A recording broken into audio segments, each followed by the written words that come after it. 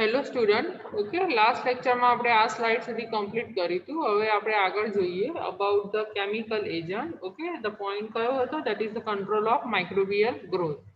તો control of microbial growth જે છે એની અંદર we have discuss about the physical agent and chemical agent. Okay, તો ફિઝિકલ એજન્ટની અંદર we have discuss about the temperature, okay, radiation and the filtration that are the agent which are use as a microbial growth control. Okay, second જે session છે that is the chemical agent. Chemical એજન્ટની અંદર we have also discuss about the phenol, phenolic compounds, alcohol, alcoholic compounds, okay, and halogen groups. Okay, next point છે that is the mode of action and application of the heavy metals. Okay, એ પણ આપણે last લેક્ચરમાં discuss કર્યું. હવે જે last point છે આ યુનિટની અંદર as a chemical agent for the control of microbial growth that is the gaseous agent. Okay, તો before starting the gaseous agent આ એક એક્સ્ટ્રા પોઈન્ટ છે that is the use of quaternary ammonium compounds. Okay, that is the types of disinfectant which is widely used as a surface active agent. Normally these are the detergent which are positively charged, okay, cationic detergent હોય છે, and that are effective against the gram positive bacteria and less effective against the gram negative bacteria. Okay, એટલે quaternary ammonium compounds ની અંદર mostly detergent હોય છે જે surface active agent તરીકે as a ડિસઇન્ફેક્ટન્ટ normally દરેક જગ્યાએ યુઝ થાય છે દરેક લેબની અંદર. પણ એમાં શું છે કે પોઝિટિવ બેક્ટેરિયા જે છે that is effective against gram positive bacteria અને લેસ ઇફેક્ટિવ છે against the gram negative bacteria. Okay, it destroy all the means protozoa છે, એન્વેલોપ વાયરસ છે, ફંગસ છે, એને ડિસ્ટ્રોય કરી શકે છે. ઝેફેરિન જે છે that is the name of that quaternary ammonium compounds, Cepacol. Okay, normally લેબની અંદર સ્પ્રે બોટલ્સની અંદર યુઝ થાય છે. પણ અમુક જે માઇક્રો ઓર્ગેનિઝમ જે છે ફોર એક્ઝામ્પલ કે સુડોમોનાસ જે છે જે આ ક્વોટર્નરી એમોનિયમ વાળા જે કેટાયનિક ડિટર્જન્ટ્સ જે છે બરોબર એનાથી શું છે રેઝિસ્ટન્ટ છે. Now the advantage of using this Capacol is that the strong antimicrobial action છે, ઓકે, કલરલેસ છે, ઓર્ડરલેસ છે, ટેસ્ટલેસ છે, સ્ટેબલ છે, નોન ટોક્સિક છે. So that are the advantage of using this Capacol.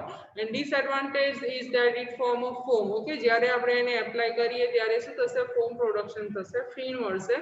So means that is neutralized by soap and anionic detergents. Okay, એટલે તમે એને neutralise કરવું હોય તો you have to mix with soap અથવા anionic detergent જોડે તમે મિક્સ કરો તો ફોમ પ્રોડક્શન થશે નહીં. ઓકે, તો this is about the quaternary ammonium compound. Specially આપણે એને એક નામથી ઓળખીએ છીએ that is the use of detergent to kill the microorganism. Now next છે that is the aldehyde. Okay, aldehyde ની અંદર હવે gaseous agent ની અંદર અલગ અલગ gaseous agent આવશે બરોબર.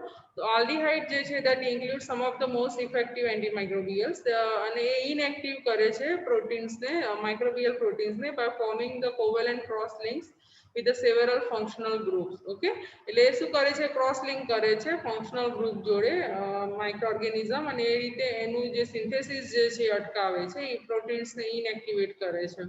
Now normally જે aldehyde ની અંદર યુઝ થાય છે as a disinfectant that is the formaldehyde. Okay, તો formaldehyde જે છે normally યુઝ થાય છે for the sterilization of the lab, for the sterilization of the oven or incubator. Okay, તો એની અંદર formalin જે છે that is 37% aqueous solution હોય છે, એટલે કે તમારે 37 ml તમારે formaldehyde લેવાનું. Okay, and remaining water aqueous solution બનાવવાનું, that is the formalin. Okay, and that is used extensively to prevent the microbial specimen, inactivate the virus and bacteria. Okay, અને એની જે સ્ટ્રોંગ હોય છે ફોર્માલિહાઇડ ની એ કેવી હોય છે? એકદમ સ્ટ્રોંગ હોય છે. ઓકે, તો એને તમે પ્લેટની અંદર મૂકી અને પ્લેટ્સ જે છે બેટરી પ્લેટ્સ જે છે ઓપન રાખી અને રૂમ જે છે ફોર 20 to 24 અવર ક્લોઝ રાખશો તો એની જે ફોમ જે છે આખા મીન્સ રૂમની અંદર ઇન્ક્યુબેટર છે, ઓવન છે, તો દરેકની અંદર ફેલાઈ જશે અને તમને એટલો એરિયા કેવો લાગશે? ક્લીન અને સ્ટરાઇલ લાગશે. Okay, it also use in the means embalming ને ત્યાં યુઝ થાય છે, બટ મોસ્ટલી આપણે કયા પોઈન્ટ ઓફ વ્યૂથી જોવાનું કે લેબની અંદર for the sterilization, for the disinfectant. Okay, for the sterilization of what? Sanitise કરવા માટે રૂમને સેનિટાઇઝ કરવું હોય તો પણ એ આપણે ફોર્માલિહાઇડ જે છે એને યુઝ કરી શકીએ છીએ. આપણે આપણી લેબમાં ફોર્માલિહાઇડ જે છે ફોર્મેલિન જે છે યુઝ કરીએ છીએ for the sterilisation of laboratory, incubator and oven. Okay, aldehyde ની અંદર next group છે that is the glutaraldehyde. Okay, it is less irritating and more effective than formaldehyde. One of the chemical disinfectants છે that is the used as a sterilizing agent. Okay, અને આની અંદર glutaraldehyde માં you have to use 2% solution of the glutaraldehyde that is the Sidex. Okay અને એની જે action છે કઈ છે બેક્ટેરિયોસિડાલ છે વિરાસિડાલ છે એટલે કે 10 મિનિટ્સ ની અંદર it will kill bacteria virus okay spore forming microorganism હોય તો it takes so much time that is the 10 hour to kill the spore forming microorganism. Okay, and this agent જે છે that is the Sidex, it is used to disinfect the hospital instrument. hospital ની અંદર જે instrument હોય છે એને disinfect કરવા માટે Sidex જે છે chemicals જે છે glutaraldehyde 2% ઓકે એ યુઝ થાય છે. Gas sterilizer means the chemicals that are sterile in a chamber similar to an autoclave. Okay, હવે જે main point છે તમારો that is unit number 3 ની અંદર last point that is the gaseous agent. તો gaseous agent means કે gas નો તમે use કરો કે gas as a chemical that sterilize in a chamber. એટલે કે for example કે કોઈ close area છે કોઈ chamber છે એ એરિયાને તમારે sterile કરવો છે like a autoclave. So by applying the gaseous sterilizer, you denature the proteins by replacing the functional group with the alkyl groups. Okay. So એનું mode of action જે છે એ શું છે એ પ્રોટીન ને શું કરશે ડીનેચર કરશે કઈ રીતે તો by replacing the functional group with the alkyl groups. Okay. હવે એની અંદર the ethylene oxide. તો ethylene oxides જે છે that kills all the microbes and endospore but require the exposure of 4 to 18 hours. Okay. Ethylene oxides જે છે as a gaseous agent તરીકે use થાય છે and endoscope forming microorganism અને other microorganism ને શું કરશે kill કરશે but એનો exposure time જે છે that is 4 to કેટલું છે 18 hours. Ethylene oxide જે છે that is toxic, okay, explosive છે in pure form, so highly penetrating. So most of the hospitals have ethylene oxide chamber to sterile the mattress છે large equipments છે બરાબર ગાડલા છે ને બધું જે છે sterile કરવા માટે મોટા મોટા જે instrument હોય છે એને sterile કરવા માટે ethylene oxide જે છે એ યુઝ થાય છે પણ એનો ટાઈમ ડ્યુરેશન કેવો છે લોંગ છે 4 to 18 hours. Okay, so that is about the ethylene oxide gaseous sterilizer. Now next that is the peroxisons. Peroxisons that is the oxidizing agents.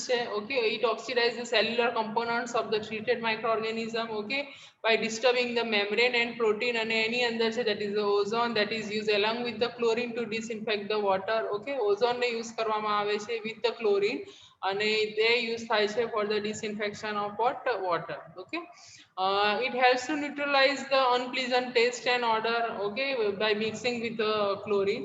It is more effective in killing the agent than chlorine but less stable and more expensive. Okay, more expensive છે એની stability ઓછી છે but any effectiveness છે killing જે છે against the microorganism that is more than the chlorine.